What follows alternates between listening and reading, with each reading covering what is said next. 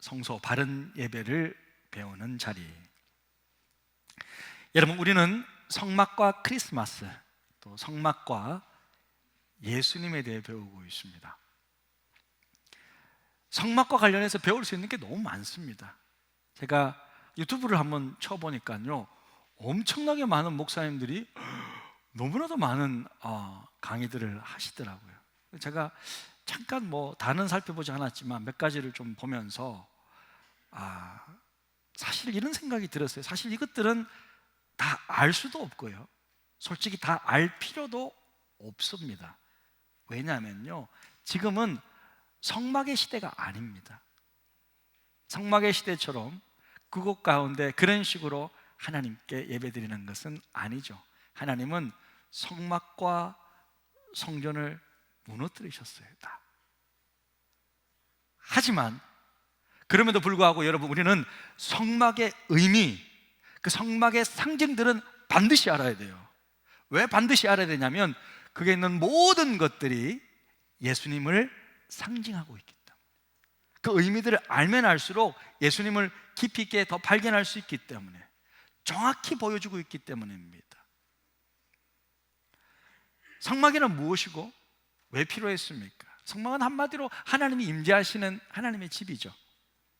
하나님은 이스라엘과 맺은 그 언약을 확증하기 위해서 그들과 함께 하시기 위해 하나님의 집을 만드신 겁니다. 그것이 바로 성막입니다. 그래서 지난 주일 본문 말씀에 보면 출애굽기 25장 8절에 내가 그들 중에 거할 성소를 그들을 시켜 나를 위해 짓되, 그렇게 말했어요. 이것은요, 출애굽기 29장에 가서도 이렇게 확증하고 있는데요, 내가 이스라엘 자손 중에 거하여 그들의 하나님이 되리니 그들은 내가 그들의 하나님 여호와로서 그들 중에 거하려고, 그들 중에 거하려고 그들을 애굽 땅에서 인도하여 낸 줄을 알리라. 나는 그들의 하나님 여호와니라. 여러분, 하나님이 이스라엘 민족을 이집트에서 구출하여 주신 이유가 뭡니까? 너희들 오랫동안 종살이 했으니까 이제는 자유의 몸이 되어서 좀 잘 먹고 잘 살아라, 좀 잘 먹고 좀 행복하게 살아라, 이제는 자유롭게, 그걸로 끝입니까? 그게 아니었어요. 하나님이 그 이스라엘 민족을 이집트에서 구출해 주신 이유가 뭡니까? 이유는요, 이제 이 이스라엘 민족을 모든 나라와 민족 가운데 하나님의 선택된 백성 되게 하시고 하나님의 소유가 되게 하셔서 그들과 함께 있기 위함입니다. 그게 언약 관계라 그래요. 언약에는 가족이라 그랬잖아요. 가족의 특징은 함께 사는 거라고 했습니다. 여러분, 이것은요, 하나님이 저와 여러분을 이곳에 불러주신 이유와 같은 거예요. 여러분, 저와 여러분은 왜 이곳에 불러주셨습니까? 예? 세상 속에서 열심히 살고 있던 여러분들을 왜 이 교회로 불러주셨냐고요? 왜 이곳으로 불러주셨습니까? 하나님께서 여러분과 남은 인생 함께 하시기 위함입니다. 나와 함께 하기 위해서. 하나님은요, 여러분과 함께 하기를 원하세요. 정말로. 예수님이 땅에 오셔서요, 제자들을 불렀어요. 제자들을 부르신 이유가 뭡니까? 심부름 시키려고? 자기 똘마니 만드는 겁니까? 그게 아니었어요. 분명히 마가복음에 이렇게 말씀하고 있습니다. 예수님께서 이에 12 제자를 세우셨으니 이는 뭐요? 자기와 함께 있게 하여. 예수님께서 제자들을 왜 두셨다고요? 첫 번째 목적은요, 함께 하기 위함이에요. 그 다음에 전도도 시키고 일 시키는 거예요. 그것이 하나님께서 저와 여러분을 이 땅에 부르신 이유입니다. 예전에는요, 성막을 통해서 과거에는 이스라엘과 함께 하셨습니다. 백성들과 함께 했지만 지금은요, 이 땅에 주님의 몸된 교회를 세우셔서 교회를 통해 여러분과 함께 하기를 원하시는 거예요. 자, 그러면요, 지난 주일 우리 좀 배웠던 거 복습 한번 했으면 좋겠는데, 자, 여러분, 자, 우리 한번 복습 한번 해보겠습니다. 잘 여러분 기억나시죠? 예. 아니, 새롭게 쳐다보는 그런, 장로님 왜 새롭게 쳐다보는 듯이 이렇게 그렇게 쳐다보십니까? 예. 자, 이게 성막이었습니다. 성막인데, 자, 이 울타리 가운데 어디로 들어갑니까? 어디요? 화살표를 한번 이쪽으로 들어갑니다. 이 담 뛰어 넘어가면 어떻게 돼요? 죽임을 당하는 거예요. 절대 담 넘어가면 안 돼요. 여기 2m 50입니다. 안 보여요. 여기서 문을 통해서 화려한 문. 자, 이 성막의 문은 무엇을 상징한다고 했습니까? 모두에게 열려있는 구원의 문이라고 그랬습니다. 자, 그렇게 해서 들어왔습니다. 교회 문을 통해서 들어왔습니다. 제일 먼저 보이는 것이 무엇이었습니까? 번제단이었습니다. 번제단은 무엇을 상징한다고 했습니까? 예수님의 십자가를 상징한다고 했어요. 우리를 위해 죽으신 예수님. 그리고 이곳에서 우리는 또 성령의 태움을, 성령의 임재를 우리 예수를 믿는 순간 경험하는 거죠. 자, 그 다음에 여러분, 이렇게 우리가 십자가의 복음을 경험했는데요. 복음은 내가 주보에 있다고 그랬습니까? 없다고 그랬습니까? 네, 주보에 몇 페이지에 있습니까? 5페이지에 있습니다. 지금 열어보지 마시고, 공부 못하는 사람이 꼭 영어 시간에 국어 공부하고, 그래 이제 예배 마치고 보시면 됩니다. 그래서 그게 복음인데, 여러분, 예수 십자가 복음을 딱 경험해서 내가 하나님의 자녀로 태어났습니다. 그러면 이제 모든 죄가 정리가 되고 멋있게 죄 없이 하나님을 위해 살아갑니까? 살아갑니까? 예, 못 살아간다십니다. 어르신들이 못 살아. 힘들어요, 그죠? 아직 나의 옛 성감과 나의 옛 재성이 남아 있습니다. 그래서 어떻게 합니까? 자, 번제단 뒤에 번제단 넘어 무엇이 있습니까?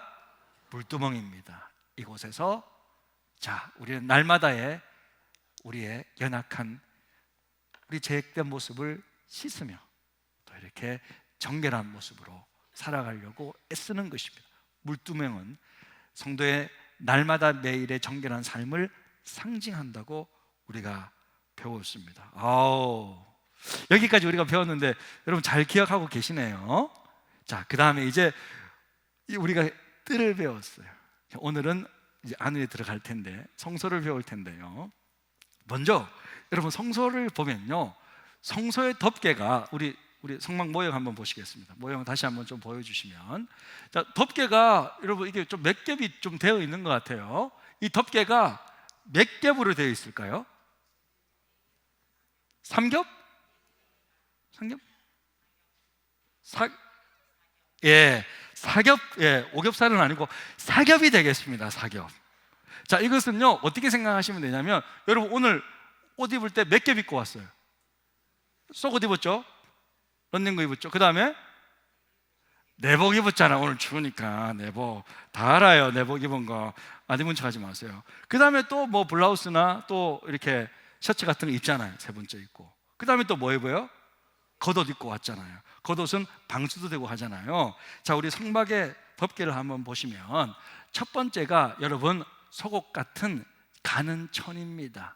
정색, 자색, 홍색실 이렇게 가늘게 배실, 이 그룹을, 천사들 그룹들을 수를 놓았어요. 화려한 색깔입니다. 이것이 성막 내부에서 보이겠죠. 두 번째는 이것을 내복 입어야 되겠죠. 염소털입니다. 염소털로 덮습니다. 그 다음에 뭐냐면 붉게 물들인 수양의 가죽을 덮어요. 한 번 더. 그 다음에 제일 마지막에 해달의 가죽으로 외부를 마지막으로 덮는데, 이 해자가 뭐냐면 바다 해자입니다. 그래서 해달의 가죽이라는 것은 바다 동물의 가죽입니다. 그래서 이 해달의 가죽은요 방수가 돼요. 비가 와도 물이 새지 않아요. 이렇게 4겹을 통해서 성막을 덮개를 완성합니다. 자, 그렇게 해서 이제 실제로 한번 들어가 보겠습니다. 성소 안에는 누구만 들어갈 수 있어요? 제사장만 들어간다고 했습니다. 오늘날의 제사장은 누구입니까? 예수님을 주로 섬기는 여러분이 제사장인 줄로 믿습니다. 여러분은 왕을 섬기는 제사장들이세요. 그래서 저와 여러분은 이제 들어갈 수 있습니다. 우리 성막 안으로 한번 들어가 보겠습니다. 자, 들어왔습니다. 왜 들어왔습니까? 이곳에서 하나님을 예배하기 위해서입니다. 하나님을 이곳에서 만나는 거예요. 하나님을 만나는 자리로 우리가 들어왔습니다. 구원받은 백성들만, 제사장만 들어갈 수가 있는 거예요. 딱 들어가 보니까 오른쪽에 떡상이 보입니다. 전부 금으로 만들었습니다. 금고리가 있다고, 다 고리들이 있습니다. 자, 떡상이 보입니다. 떡 몇 개죠? 12개. 그 다음 왼쪽에는 뭐가 있습니까? 예, 등잔대가 보입니다. 이건 전부 다 순금으로 만들어집니다. 그 가운데 뭐가 있습니까? 향단이 있습니다. 향단에 보니까 정사각형이고 뿔이 달려 있습니다. 뿔이 향단에도. 자, 이런 모양입니다. 자, 여러분, 이 성소에 있는 모든 기구들은 전부 하나님을 만나기 위한 중요한 요소들이에요. 저 성소는요, 완전히 예배를 배우는 곳입니다. 성소에서 하나님은 어떻게 만나 주실까? 한 가지씩만 간단하게 살펴보겠습니다. 먼저는 떡상이죠. 자, 하나님은요, 떡상의 떡이 뭐죠? 말씀을 통해 우리를 만나고 말씀을 통해 우리가 예배한다는 거예요. 떡상에 올려져 있는 떡은 몇 개입니까? 12개. 그 뭐죠? 12지파를 상징하는 거예요. 떡은요, 하나님의 말씀을 뜻하는 거예요.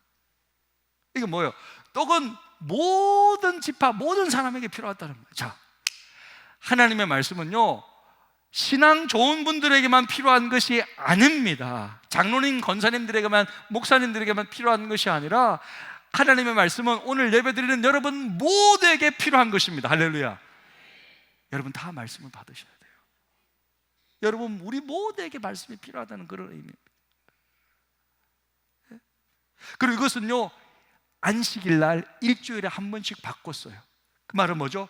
우리는 매주일마다 새로운 말씀을 받아야 돼요. 뭐 이번 주 안 드리면 다음 주 드리면 되지, 뭐 이게 아니고 우리는 매주 새롭게 공적으로 주일 말씀을 받아야 돼요. 일주일에 한 번은 반드시 받아야 돼요. 우리말 성경은요, 떡상이라고 했습니다. 근데 제 생각에는, 제가 볼 때는 정확한 번역은요, 밥상이라고 해야 돼요. 왜냐하면 저기서 말하는 떡은 이제 영어로는 bread고 빵을 말하는 건데, 서구나 그 유대인들은 그 당시에 자기들의 빵은요, 주식이에요. 우리는요, 떡이 주식이 아니잖아요. 우리의 주식은 뭡니까? 밥이잖아요. 그럼 우리한테 무슨 상? 밥상이 돼요. 정확한 번역은요, 떡상이 아니라 밥상이에요. 밥상이에요. 자, 밥은 뭐, 떡은 그래도 뭐 떡상이라 그러면 뭐 떡 뭐 내가 별로 안 좋아하는데 떡 안 먹어도 그만이지, 이렇게 생각할 수 있죠. 밥은 어떻게 해? 밥 안 먹으면 죽어요. 며칠 굶어 봐요. 밥 안 먹으면 안 된다면. 그러니까 밥은 주식이에요. 그러니까 예수님은요, 반드시 우리가 영접하고 믿어야 된다는 거예요. 요한복음 6장 48절에 보면 이렇게 말씀하셨습니다. 내가 곧 생명의 떡이라. 이것은요, 정확하게 번역하면 내가 곧 생명의 밥이라. 밥 드시길 바랍니다. 예, 반드시 먹어야 되는 주식이라는 의미입니다. 예? 어르신들 그러잖아요. 목사님 오늘 밥심으로 삽니다. 저는 그렇잖아요. 신앙인들도 똑같습니다. 밥심으로 살아야 돼요. 하나님의 말씀을 먹고 우리는 살아야 될 줄로 믿습니다. 그래서 신명기 8장 2절에 보니까 사람이 밥으로만, 떡으로만 사는 것이 아니요 여호와의 입에서 나오는 모든 말씀으로 사는 줄 네가 알게 하려 하심이니라. 우리는 육신의 밥만 먹고 사는 존재가 아니라 반드시 내 영혼은 하나님의 입에서 나오는 모든 말씀을 먹고 살아가야 될 줄로 믿습니다. 그래서요, 예수님은요, 요한복음에서 이렇게 말씀하셨어요. 우리 같이 한번 읽겠습니다. 내 살을 먹고 내 피를 마시는 자는 영생을 가졌고 마지막 날에 내가 그를 다시 살리리니 내 살은 참된 양식이요 내 피는 참된 음료로다. 내 살을 먹고 내 피를 마시는 자는 내 안에 거하고 나도 그의 안에 거하나니. 예수님을 먹으래. 내 살을 먹고 내 피를 마시래. 이것은 예수님 자신을 말하는 것이고, 그리고 예수님의 말씀을 말하는 거예요. 말씀을 먹고 내 피와 내 살이 되어야 된다는 거예요. 여러분, 하나님의 말씀은요, 그냥 먹고 좋은 말씀 들었네 하면서 교회 나가면서 다 잊어버리고 이런 것이 아니라, 하나님의 말씀을 오늘 받았으면요, 이 말씀을 가지고 이 말씀이 내 속에 들어와서 내 피가 되고 내 살이 되어야 합니다. 오늘 말씀을 들었으면요, 이것을 잘 소화시켜서 이 말씀이 내 인격이 되고 내 사상이 되고 내 철학이 되고 내 가치관이 되고, 그렇게 되면요, 내 존재가 된다는 거예요. 말씀이 곧 내 존재가 될 수 있도록 그렇게 받아야 된다는 거예요. 밥 먹으면 소화되어서 내 모든 세포에 영양분을 주듯이 진리의 말씀은 그렇게 먹어야 된다. 저는요, 이 성경책 한 권에 저의 모든 것을 걸었습니다. 여러분, 제 인생을 걸었어요, 여기에. 여러분, 이 성경책은요, 저의 로또입니다. 이게 제 로또라고요. 저의 전부입니다. 인생 철학이고 저의 삶의 가치입니다.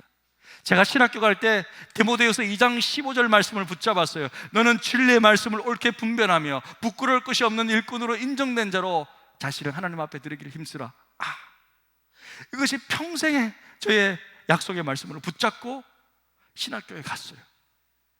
그리고 이 말씀을 더 알기 위해서 모든 걸 걸었어요. 많은 돈을 들여서 미국에 갔습니다. 미국에서 공부했습니다. 말씀을 더 잘 배우기 위해서. 성경을 제일 잘 가르치는 학교를 제 나름대로 선택해서 들어간 거였어요. 박사과정은 교회를 제일 많이 잘 알 수 있는 목회를 평생 해야 되니까 그 학교를 선택해서 간 거였어요. 많은 것들을 투자했습니다. 말씀을 배우기 위해서.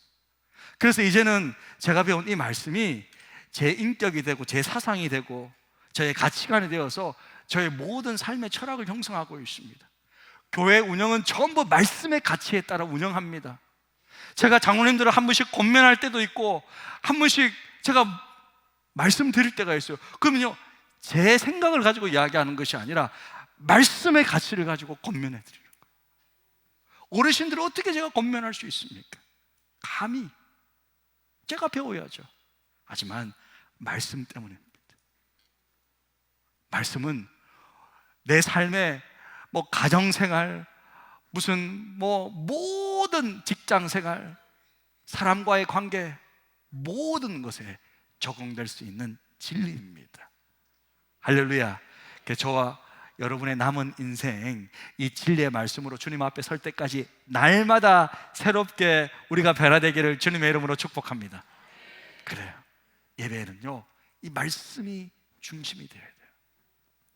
자, 그리고 두 번째로 이 성소에서요, 이 말씀의 상, 이 떡상을 비춰주고 있는 것이 무엇입니까? 바로 등잔대입니다. 자, 여러분, 하나님의 이 등잔대의 이 빛은 성령의 조명을 통해 우리를 만나주시는 거예요. 자, 여러분, 사실은요, 우리 주님이 이 땅에 계실 때 뭐라 그랬어요? 나는 세상의 빛이라고 말씀하셨습니다. 무지와 혼란 속에서 빛 대신 주님이 이 땅에 오셨잖아요. 그 요한복음 1장 9절에 보면 참 빛 곧 세상에 와서 각 사람에게 비추는 빛이 있었으니, 또 요한복음 8장 12절에 보면 우리 함께 읽겠습니다. 나는 세상의 빛이니 나를 따르는 자는 어둠에 다니지 아니하 생명의 빛이. 진리가 무엇인지, 사는 게 무엇인지, 인생이 무엇인지, 삶의 목적은 무엇인지 모를 그때 어둡게 캄캄하고 헤매된 우리 인생 가운데 빛 대신 주님이 오셔서 빛을 비추어 주셨습니다. 할렐루야. 그럼 우리는 알게 되는 거야. 내 인생 이렇게 살아야 되는구나. 주님의 말씀을 따라 살아야 되는구나. 내 남은 인생 이렇게 살아야 되구나. 이렇게 깨닫게 되었어요. 자, 그러면 성령은 뭐냐? 자, 우리 한번 금 등잔대 한번 보시겠습니다. 등잔대를 보면 그나마 이 살구나무형으로 이렇게 만든 건데, 이렇게 만든데, 이게 저 금 등잔대가 예수님을 상징하는 겁니다. 그렇지만 저 등잔대에는 뭐가 있어야 돼요? 뭐가 있어야 돼요? 기름이 있어야 되잖아요. 기름 없으면 빛이 나, 안 나? 안 나요. 기름이 성령님을 상징하는 거예요. 결국 기름이 타면서 빛을 비추는 거잖아요. 그래서 성령의 조명입니다. 여러분, 예수님도요, 이 땅에 인간의 몸으로 오셨잖아요. 하나님이시지만 인간의 몸으로 오셨기 때문에 능력을 발휘하거나 그 사역을 감당하실 때는 어떻게 그 인간의 몸 가운데 예수님께서 성령의 기름 부음을 받아서 일하셨은 거예요. 예수님이기 때문에 마음껏 내가 마음껏 할 수 있지, 이렇게 능력을 발휘하신 게 아니세요. 그래서 여러분, 예수 그리스도라고 표현하잖아. 자, 그리스도라는 표현이 바로 기름 부음을 받은 자라는 뜻이에요. 하나님으로부터 완전한 성령의 기름 부음을 받은 자가 바로 예수 그리스도라는 거예요. 그 선지자는, 이사야 선지자는 이렇게 말씀하셨어요. 이사야 61장 1절에 보니까 주 여호와의 영이 내게 내리셨으니 이는 여호와께서 내게 기름을 부으셨다. 예수님도 성령의 기름 부음 받아서 사역하셨다는 거예요. 베드로도 이렇게 표현하고 있습니다. 여러분 함께 같이 한번 읽겠습니다. 하나님이 나사렛 예수에게 성령과 능력을 기름 붓듯 하셨음에 그가 두루 다니시며 선한 일을 행하시고 마귀에게 눌린 모든 사람을 고치셨으니 이는 하나님이 함께 하셨습니다. 예수님 자신도 성령의 기름 부으심으로 그 성령의 능력으로 사역을 감당하셨다는 거예요. 할렐루야. 예, 감사하게도 이 성령님은요, 예수를 믿는 모든 자에게 우리 예수께서 성령을 부어주시는 줄로 믿습니다. 우리 또한 성령의 충만함을 받고 성령의 기름 부으심을 받아 하나님의 말씀도 깨닫고 나의 어둠도 나의 연약함도 나의 악함도 깨닫게 되는 거예요. 저는요, 우리 목회할 때요, 아무리 권면해도 못 깨달으실 때가 있어요. 그럴 때는요, 정말 기도합니다. 기도하면요, 한두 주 이렇게 지나면요, 와가지고 목사님 제가 좀 잘못한 것 같아요, 이렇게 실토하시더라고요. 근데요, 제가 목회 전원생일 때는요, 말씀을 가지고 집사님 이렇게 하면 되겠습니까? 저렇게 하면 되겠습니까? 그럼 목사님은요? 목사님 잘났어요. 이렇게 싸우게 되더라고요. 그래서 절대 이제 그렇게 이게 제가 하는 목회가 아니에요. 성령께서 하시는 목회라는 것을 깨닫게 되고 성령께서 깨닫게 해주시도록 그렇게 기도하며 목회하게 되었습니다. 할렐루야. 이처럼 여러분, 성령님께서 오시면요, 요한복음 6장 13절에 보니까 그가 너희를 모든 진리 가운데로 인도하신다. 성령께서 우리를 조명해 주시고 말씀도 조명하셔서 깨닫게 해주시고 우리의 무지와 무능과 악함도 깨닫게 해주셔서 바르게 하나님을 예배하며 살 수 있는 자리로 인도해 주십니다. 할렐루야. 자, 떡상 말씀이었습니다. 등잔 때 성령이었습니다. 자, 그 다음에 말씀과 성령으로 이제 남은 것은 향단이 남았는데요, 하나님은 향단의 향, 즉 기도, 찬양이 포함되어 있는데요, 기도와 찬양을 통해 우리를 만나주시는 거예요. 향단의 향은요, 성도들의 기도를 상징하는 것입니다. 시편 141편 2절에 보니까 나의 기도가 주의 앞에 분향함과 같이 되어라고 표현하고 있어요. 요한계시록에는 아예 직접적으로 이렇게 표현합니다. 계시록 5장 8절인데 같이 읽습니다. 이 향은 성도의 기도들이라. 향이 성도의 기도랍니다. 향단 한번 보시겠습니다. 향단 보시면, 자 여러분, 이 향단이 정사각형 모양이고 이렇게 되어 있는데요, 특징은 뭐냐면 이 향단에도 뿔이 있다라는 거예요. 뿔이. 뿔은 무엇을 상징한다 그랬어요? 뿔은 능력을 상징한다 그랬잖아요. 근데 여러분, 이 향단의 뿔에요, 대제사장 아론이 1년에 한 번은 와서 번제단에서 잡은 그 짐승의 피를 저기다가 발라야 돼요. 그래야 저 향단이 효능을 발휘하는 거예요. 그리고 저 향단의 불 있죠? 이 불은 어느 불만 사용해야 되는지 아세요? 또 번제단에 있는 불을 가져다가 써야 돼요. 불 꺼진다, 불 꺼진다 하면서 라이터 없나? 이러면서 라이터 꺼내가지고 비쳤다가는요, 어떻게 돼요? 죽임을 당하는 거예요. 다른 불을 썼다가는 죽임을 당해요, 제사장들이. 자 여러분, 다시 아까 우리 성막 모형 한번 보시겠습니다. 자 여기 번제단에 있는 잡았던 짐승의 피와 여기에는 남은 불을 가지고 성소 안으로 들어가서, 그다음 성소 사진. 자 이쪽으로 들어가서, 자 성소 안의 사진, 여기에 뿔에다가 피를 바르고 여기 불도 아까 번제단에 있는 불을 써야 되는 거예요.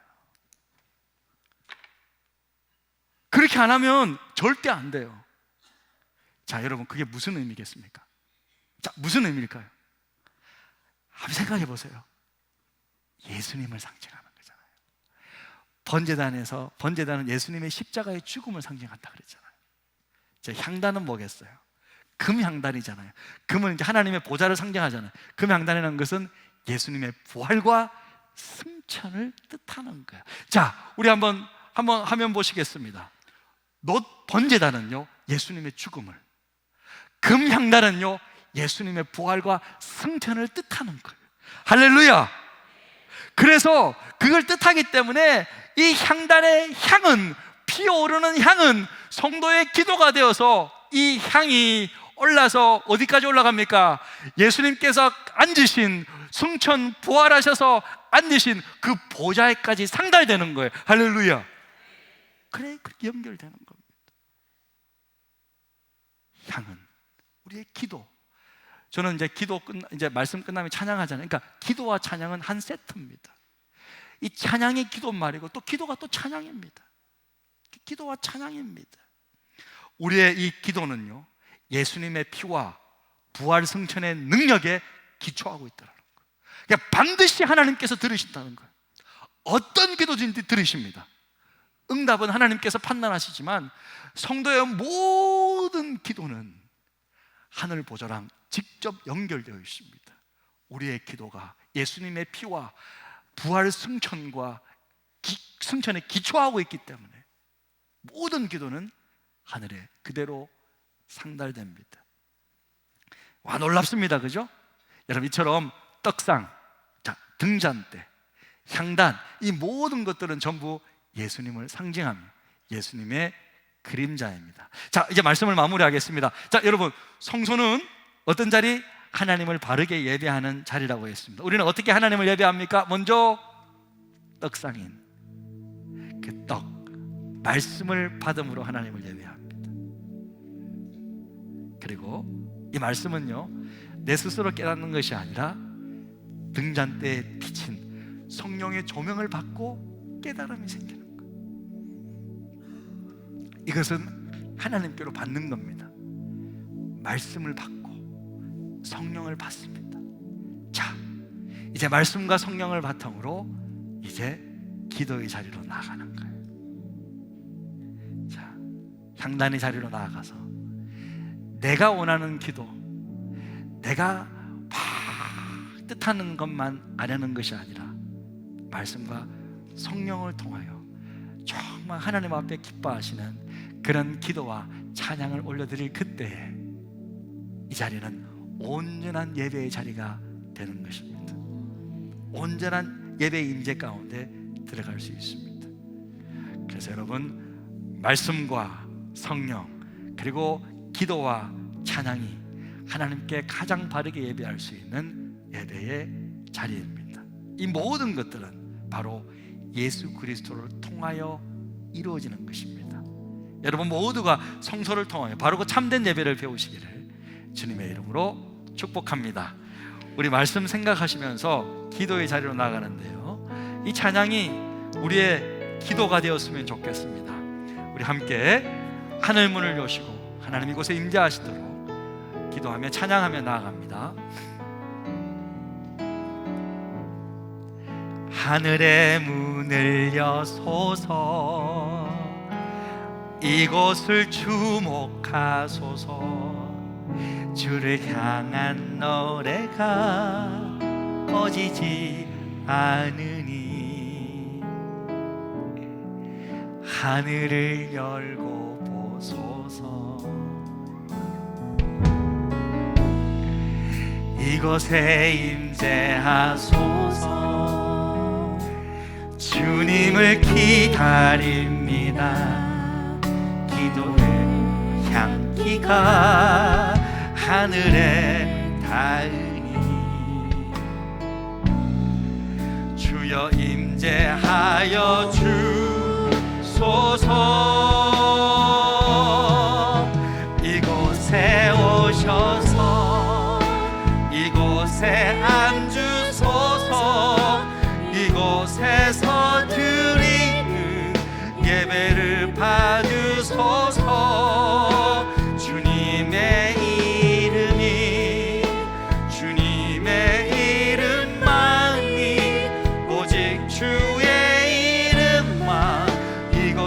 있습니다. 하늘의 문을 여소서. 하늘의 문을 여소서. 이곳을 주목하소서.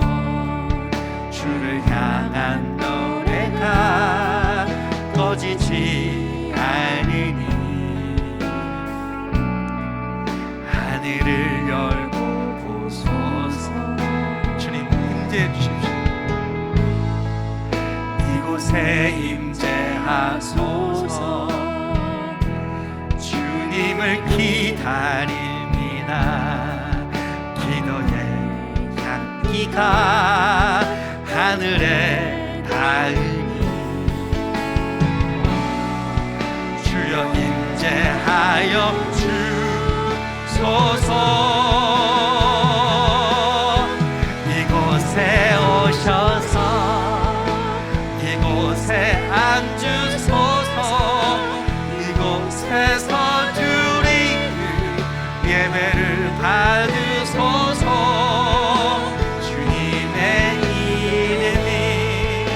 주님의 이름만이 오직 주의 이름만 이곳에 있음. 이곳에 오셔서